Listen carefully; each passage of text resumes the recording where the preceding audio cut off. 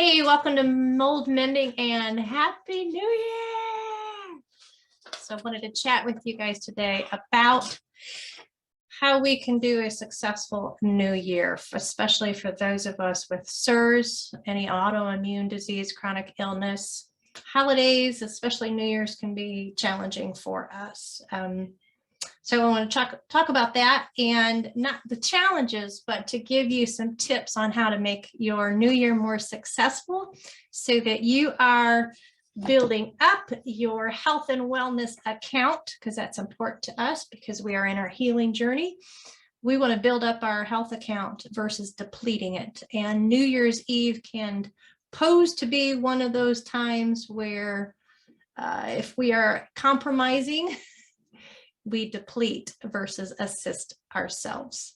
Okay, so the goal is to not compromise, and the goal is to make some choices. And I'm going to give you some ideas on how to help yourself pre-plan for New Year's coming up, and to keep yourself proactive so that you're not needing to have this downtime of recouping because of the choices you made or the compromises you made that then are costing you to be in bed for a week, days, or even months. And it's taking so much longer to recoup because you chose to stay up too late, or you chose to eat the food you couldn't eat, or you chose to go into places that weren't best for you, especially those of us with mold illness. So let's dive in, okay? So here we're going to talk about 4 ways that you can pre-plan for your new year, okay? Well, one way is festivities. Another way is through your food planning so that you have something that you can eat and delight in versus feel like you're suffering or you're hungry the whole time. The other way is through sleep, setting some boundaries, and then your 4th way would be your environments, pre-planning that so that there are no mold surprises for those of us with mold illness or those with celiac disease.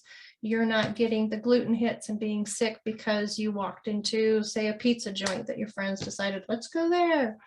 So let's chat about festivities. How can you pre-plan for festivities for the new year? Oh yeah, and I wore these crazy earrings just because sometimes we dress up for that New Year's thing. So I wanted to add to the theme. So festivities, what can your body tolerate? It's a question you need to ask yourself.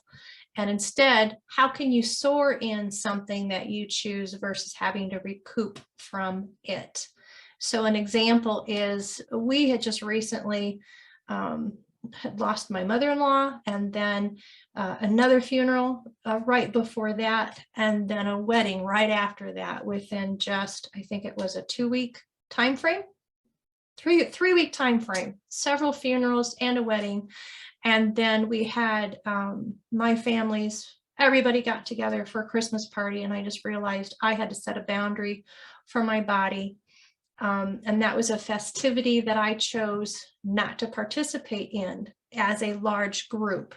I knew that all of our families were going to get together. We're tame, we're not a wild bunch. We have a meal, play a game, do that Secret Santa thing.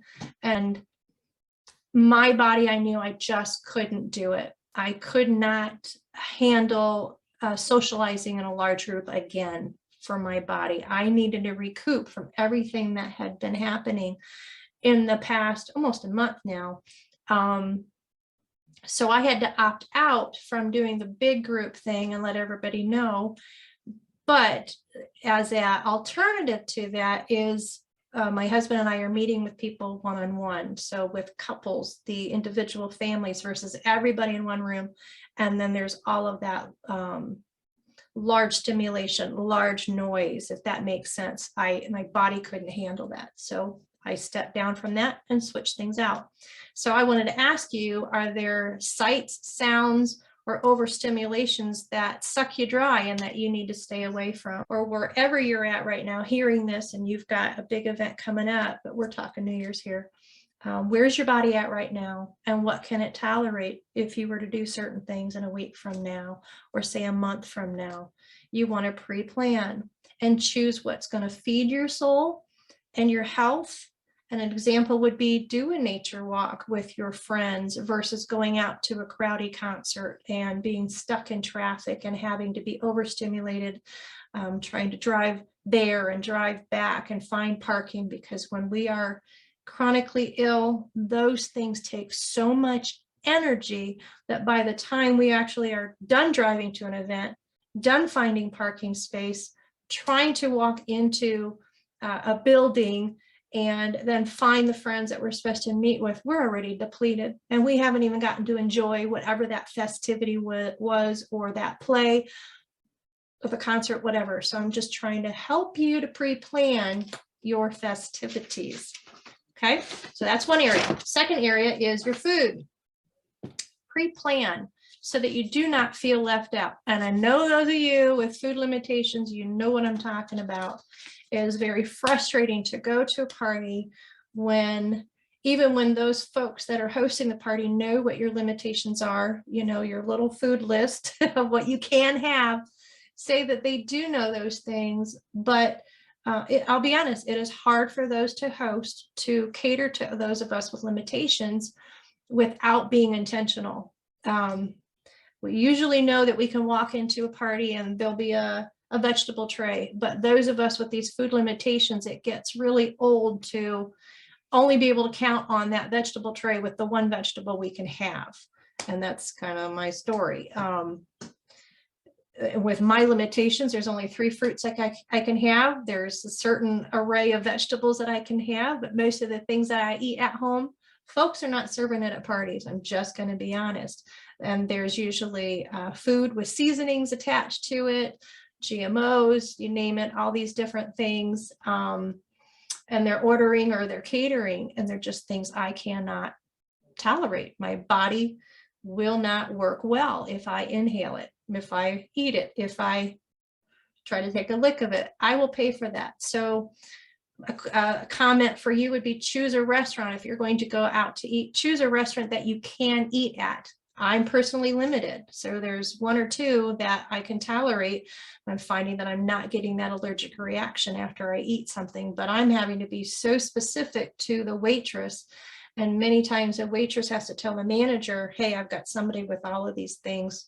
I'm supposed to make you aware. Choose a restaurant you can eat at versus testing something out on New Year's Eve, because that's the last thing you want to do is to get sick because of an experiment you did. And don't go somewhere where you're going to be tempted to order something you're not allowed to have, or that you aren't sure that they're going to get the order right because of your restrictions. Don't let New Year's be that night of drying it out. Okay. Another thing with the food is choose to make that day's meals ahead of time. And so then you are in control of making sure you're getting your nutrients, you're getting the things that you enjoy. Yes, you have to do the work. That part, I'll be honest, it sucks. I don't enjoy having to cook my own meals. I do it because I got to eat, right? But especially these important moments such as New Year's or going to a wedding or whatever, we have to fend for ourselves. So why not pre-plan and choose a meal that you know is going to keep you at your peak? You know, it gives you energy, and it gives you the snacks that you like, as well as it's something that your palate will enjoy. That's something key too. Just that little something that just makes it extra special for you, while everybody else is going crazy on Christmas cookies that Aunt so-and-so made, or you know, they're drinking certain drinks. That's not my thing, but some people, you know, those are just things that you long for because you remember all of the fun you had around food, or certain flavors of sodas or whatever. And those of us with chronic illnesses, we have to stay away from quite a bit of those things because they don't feed our body its health it needs. It depletes us. So anyway, give your palate something to enjoy, and you be in control of that.